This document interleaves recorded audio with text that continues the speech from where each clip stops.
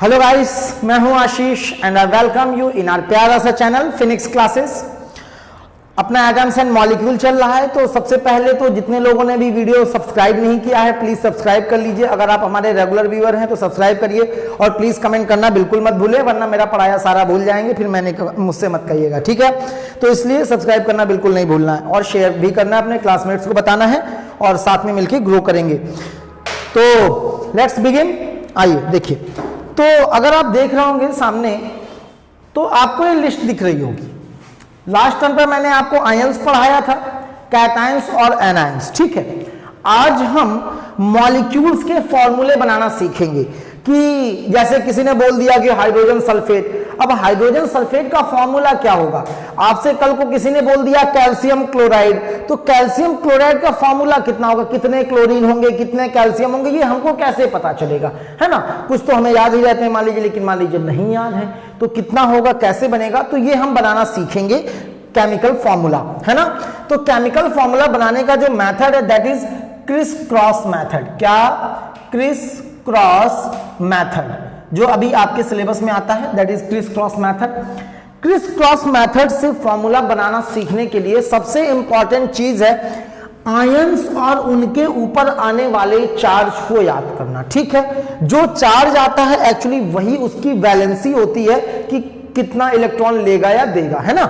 तो ये जो लिस्ट है ये आपको पूरी तरीके से याद करनी है, ठीक है। तो ये जो पहली लिस्ट आती है इसको, ये सब देखिए, इसमें सब कैटायंस लिखे हुए हैं, जितने भी कैटायंस हैं प्लस वाले, है ना।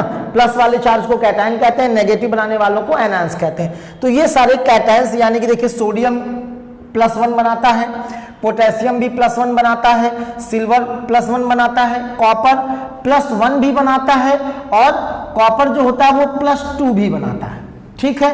कॉपर +1 भी बनाता है और कॉपर +2 भी बनाता है।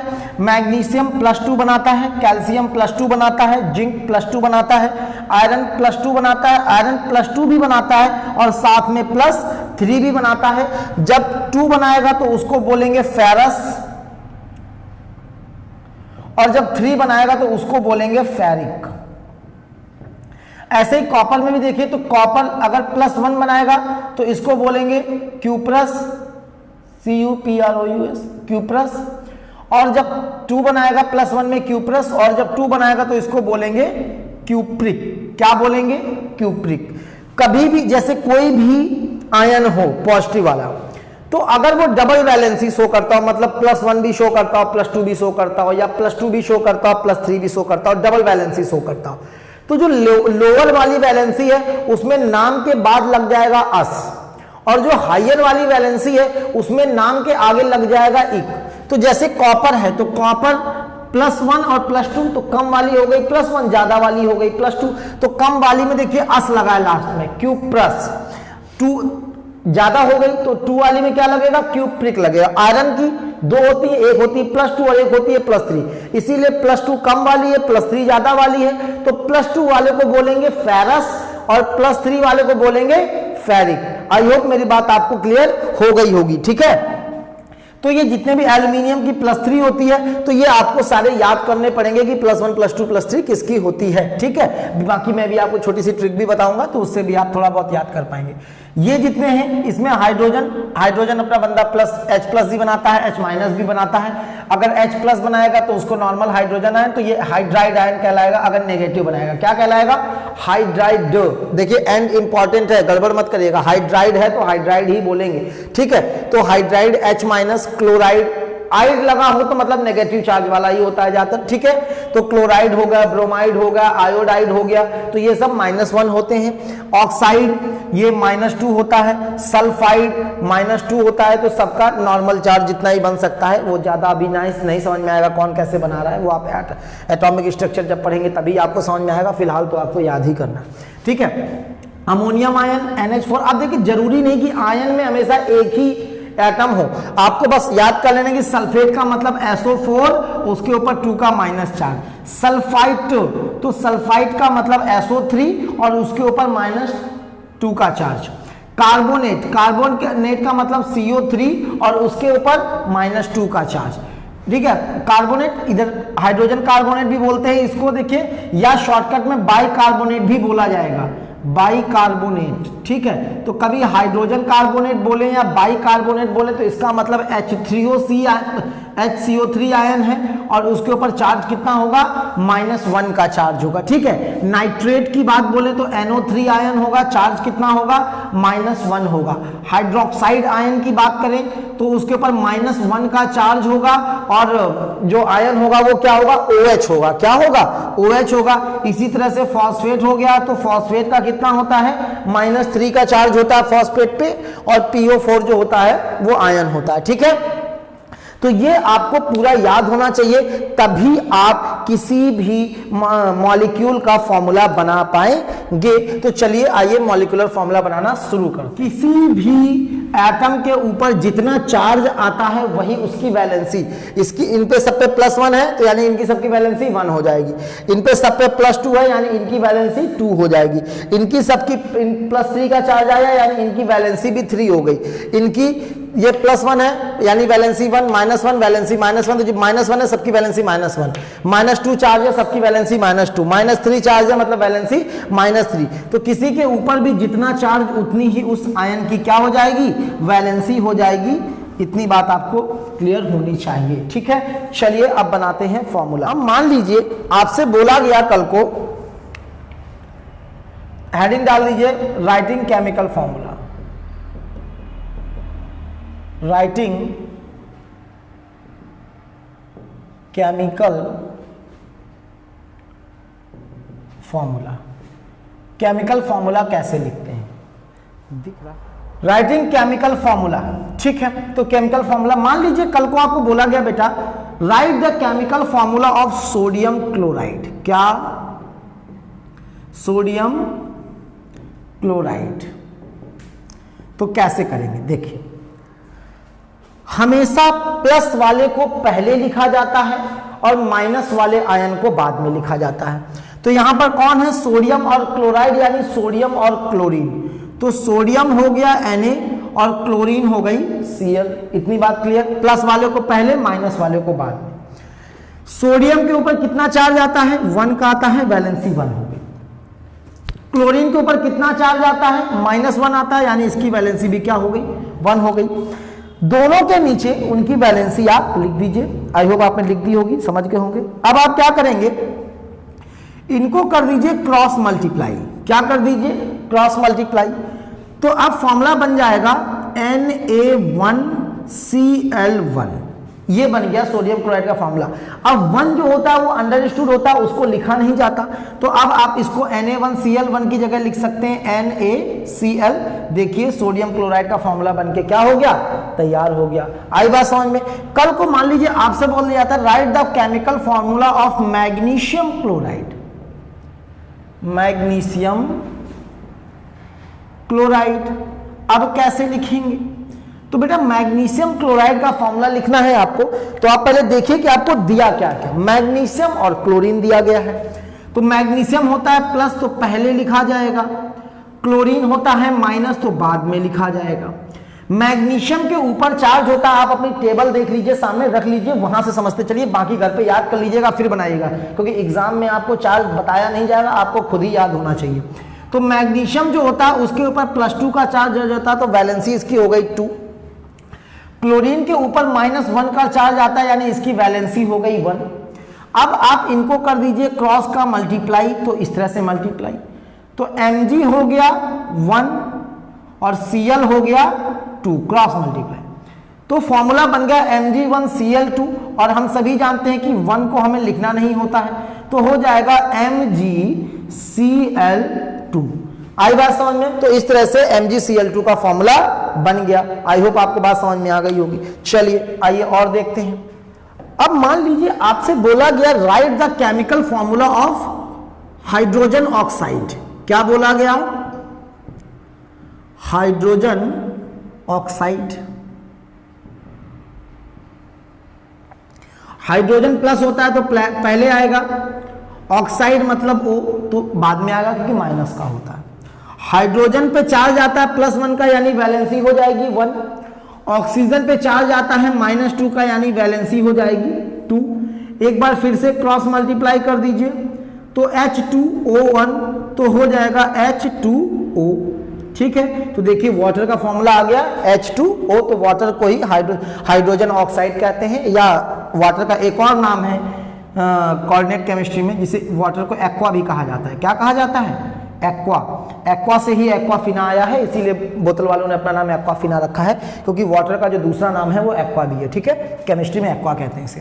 और मान लीजिए आपके पास कोई और कंपाउंड बोला उन्होंने, बनाइए। मान लीजिए बोल दिया भाई हाइड्रोजन सल्फेट बोल दिया। क्या बोल दिया? हाइड्रोजन सल्फेट नहीं, चलिए कैल्शियम सल्फेट। हाइड्रोजन सल्फेट तो सबको आता ही है ना। चलिए मान लीजिए अगला जो फॉर्मूला आपसे बनाने के लिए बोला गया है वो बोला गया है कैल्शियम सल्फेट का। किसका बोला गया है? Calcium sulphate.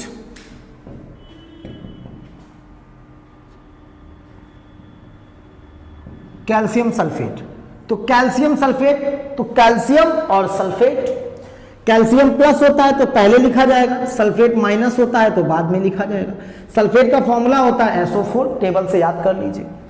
कैल्शियम की वैलेंसी होती है 2, सल्फेट की भी वैलेंसी होती है 2, प्लस होता है तो पहले, माइनस होता है तो बाद में। अब हम करा देंगे क्रॉस मल्टीप्लाई। फॉर्मूला क्या बनेगा? Ca भी 2 हो जाएगा और सल्फेट पूरा वो है तो दोनों का पूरे का 2 होगा, तो ब्रैकेट लगा के तब हम 2 लिखेंगे। तो Ca2SO4 का होल ट्वाइस।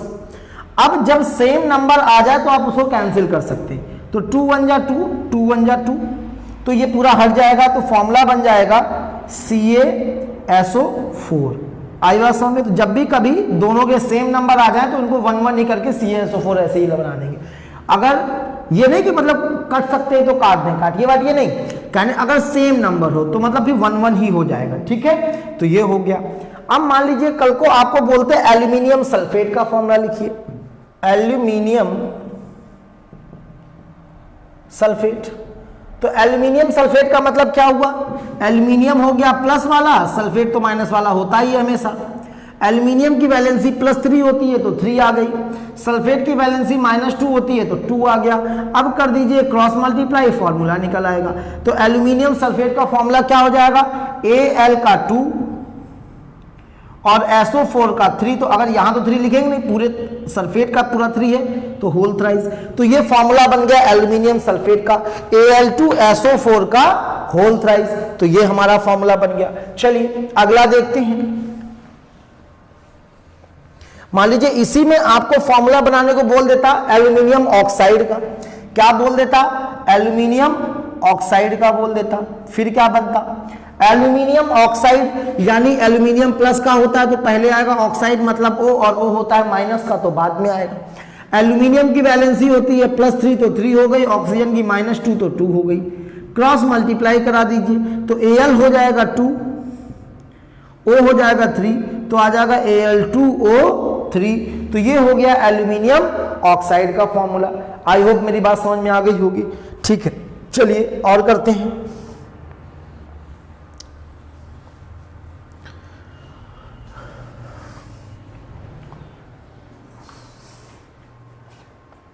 मान लीजिए हमसे बनवा रहे हैं मैग्नीशियम फॉस्फेट का।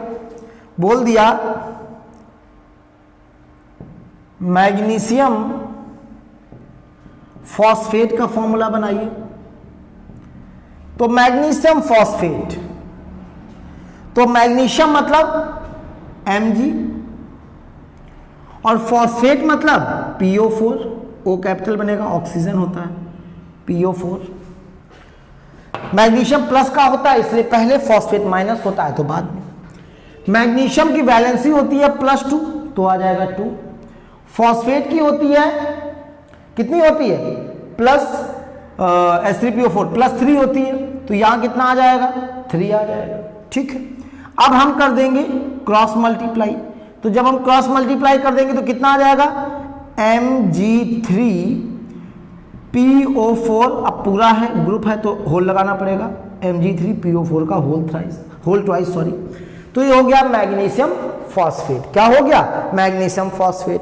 तो इस तरह से आप किसी भी कंपाउंड का या मॉलिक्यूल का केमिकल फॉर्मूला अपने मन से बना सकते हैं, भले आपको आता हो चाहे ना आता हो, आप खुद ही बना सकते हैं बाय क्रिस क्रॉस मेथड। ठीक है, तो इस तरह से हम वेरियस फॉर्मूले बना लेंगे। ठीक है, और मान लीजिए बनाने, हम कह रहे हैं नाइट्रिक एसिड का बनाना, हाइड्रोजन नाइट्रेट। ठीक है, हाइड्रोजन नाइट्रेट, इसको प्यार से नाइट्रिक एसिड भी कहते हैं, बहुत स्ट्रॉन्ग एसिड है। ठीक है, तो नाइट्रिक एसिड आपको बनाना है हाइड्रोजन नाइट्रेट। तो हाइड्रोजन नाइट्रेट का मतलब क्या हुआ, हाइड्रोजन बोला यानी प्लस वाला हाइड्रोजन है, नाइट्रेट मतलब नेगेटिव तो होता ही है NO3। हाइड्रोजन की वैलेंसी होती है +1 यानी मतलब चार्ज होता है +1 तो वैलेंसी आ जाएगी 1। नाइट्रेट पे चार्ज होता है तो -1 तो इसकी वैलेंसी आ जाएगी 1। आप क्रॉस मल्टीप्लाई करा दिए तो H1 तो लिखा ही नहीं जाता तो हो जाएगा HNO3। तो ये फॉर्मूला आ गया आपका नाइट्रिक एसिड का। तो आई होप इस तरह से आप वेरियस कंपाउंड्स के जो फॉर्मूले हैं वो क्या कर सकते हैं, बना सकते हैं। चलिए एक और बना देते हैं किसी और का। मान लीजिए आपके में आ गया अमोनियम क्लोराइड। क्या आ गया, अमोनियम क्लोराइड। अमोनियम क्लोराइड, अब अमोनियम क्लोराइड का फॉर्मूला बनाना है आपको। तो अमोनियम पॉजिटिव आयन होता है, लिस्ट देखेंगे तो आप वहां से देख लेंगे। अमोनियम और क्लोराइड नेगेटिव होता है, तो अमोनियम पहले लिखा जाएगा। अमोनियम का जो फॉर्मूला होता है वो NH4 होता है। ठीक है, और क्लोराइड Cl ही होता है। अमोनियम के ऊपर +1 का चार्ज होता है यानी इसकी वैलेंसी 1 हो गई। क्लोरीन के ऊपर -1 का चार्ज होता है यानी इसकी वैलेंसी भी 1 हो गई। आप क्रॉस मल्टीप्लाई करा दीजिए तो फॉर्मूला बन जाएगा NH4Cl। क्या बन जाएगा, NH4Cl। ठीक है, अमोनियम क्लोराइड। इसका घरेलू नाम जो है, जो लोग लोकल लैंग्वेज में मिलता है, लोकली प्रेजेंट होता है, मतलब दुकान वगैरह में मिलता है परचून वगैरह की, तो दिस इज कॉल्ड नौसादर। क्या कहते हैं इसको, नौसादर कहते हैं, या केमिकल नेम है इसका अमोनियम क्लोराइड। तो आप ऐसे बना सकते हैं। तो आप जो भी चाहें कोई भी आयनिक कंपाउंड का फॉर्मूला बना सकते हैं। ठीक है, लेकिन ये जो मेथड मैंने आपको बताया बनाने का, this method is only for ionic compounds बन रहे हैं। इससे ज्यादा क्या बन रहे हैं, आयनिक कंपाउंड्स बन रहे हैं। ठीक है, तो ऐसा नहीं है कि कंपाउंड सिर्फ आयनिक ही होते हैं। कंपाउंड्स आयनिक का मतलब ऐसे कंपाउंड जिसमें इलेक्ट्रॉन, एक इलेक्ट्रॉन दे रहा हो और दूसरा इलेक्ट्रॉन को ले रहा हो। तो इस तरह से जब कभी एटम्स कंपाउंड बना रहे हो तो उसको हम बोलते हैं आयनिक कंपाउंड। लेकिन अब आप बोलेंगे सर आप रूल वायलेट कर रहे हैं, अभी तो आपने बढ़ाया, लेकिन केमिस्ट्री है तो पढ़ना तो पड़ेगा ही आपको। तो जरूरी नहीं है कि हमेशा एटम्स मॉलिक्यूल बनाने के लिए इलेक्ट्रॉन दे ही दे और ले ही ले। कई बार शेयरिंग से भी काम चल जाता है। तो जैसे दोस्ती है ना, जैसे दो लोग हैं, अब उनका ग्रुप बनाना है यानी मॉलिक्यूल बनाना है, उनकी दोस्ती करानी है, तो ऐसा जरूरी थोड़े ना है कि मान लो एक के पास ज़्यादा हो और एक के पास कम हो तभी दोस्ती हो पाएगी। मान लीजिए आप और आपका भाई, दो लोग हैं या बहन जो भी है, दो लोग हैं। अब मान लो आपको कि 100 रुपये का कोई मतलब चॉकलेट कोई आपको खानी है जो कि 100 रुपये की आती है, 100 रुपये से कम में नहीं आती, 100 की ही आती है। अब लेकिन आपके पापा ने क्या किया, 50 रुपये आपको दिया और 50 रुपये आपके भाई या बहन जो भी है दूसरा उसको दिया, और आप लोग के पास 100 रुपये इंडिविजुअली नहीं है। अब रुपए तो 100 चाहिए तभी चॉकलेट आ पाएगी। तो आप क्या कर सकते हैं, आप ये भी तो कर सकते हैं ना कि मान लीजिए आप भाई के पास एक्स्ट्रा होते तो भाई के पास जाओगे और तुम बोलोगे भाई हमको 50 रुपये अपने दे दो, हमको चॉकलेट खानी, तो क्या देगा, नहीं देगा, है ना। तुमसे मांगेगा तुम्हारा भाई तो तुम भी नहीं दोगे, ऑब्वियस सी बात है।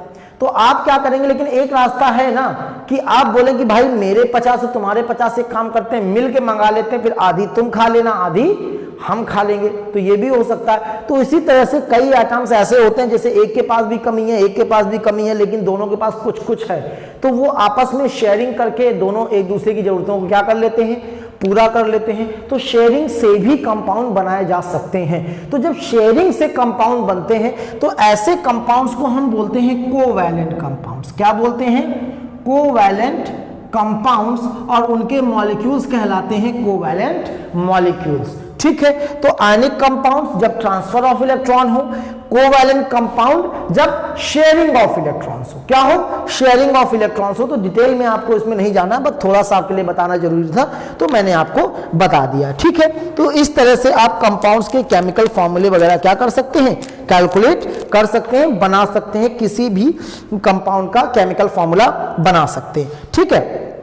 तो आपको जैसे बहुत सारे क्वेश्चन दिए गए हैं एनसीईआरटी में, आप उनको कर लीजिएगा। What is mean by the term chemical formula. अच्छा, केमिकल फॉर्मूला की डेफिनेशन, बिल्कुल केमिकल फॉर्मूला की डेफिनेशन भी कर लेते हैं एक बार। तो केमिकल फॉर्मूला का डेफिनेशन है क्या?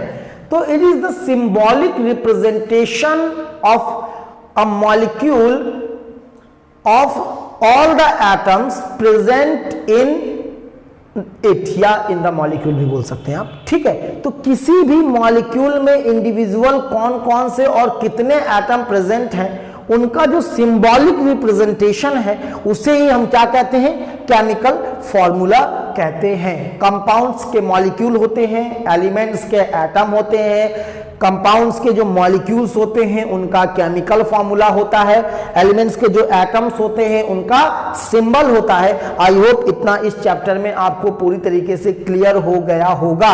डाल्टन्स एटॉमिक थ्योरी आपको मैंने पढ़ाई थी, वो सीरियल वाइज ऑर्डर में याद कर लीजिए, एक्सप्लेन मैंने पहले ही कर दी थी। अगर नहीं देखी है वीडियो डिस्क्रिप्शन में लगी हुई है, जाइए और देखिए, पूरा बिंज वॉच कर डालिए। मैं तो कहता हूं अगर आप पहली बार देख रहे हैं इस चैप्टर को, क्योंकि बहुत इंपॉर्टेंट चैप्टर है और आपके एग्जाम में आने वाला है, तो इसे खत्म कर दीजिए पूरा एक साथ ही और आपको पूरा समझ में आ जाएगा। आज इस लेक्चर के लिए मैं इतना ही रखता हूं, क्योंकि अगला जो टॉपिक है वो हमारा मोल कॉन्सेप्ट है, और मोल कॉन्सेप्ट पूरा एक लेक्चर में ही लेना ज्यादा बेटर रहेगा, बिकॉज फिर वो आधा अधूरा होता है तो भी बाउंस कर जाता है, और इसके लिए आपको पिछली चीजें क्लियर भी होनी चाहिए, ठीक है। तो इस लेक्चर के लिए मैं इतना ही रखूंगा, ये छोटा लेक्चर रहेगा, और मिलते हैं नेक्स्ट वीडियो में। Till then thank you very much, God bless you all, and please share, subscribe and like. Thank you very much.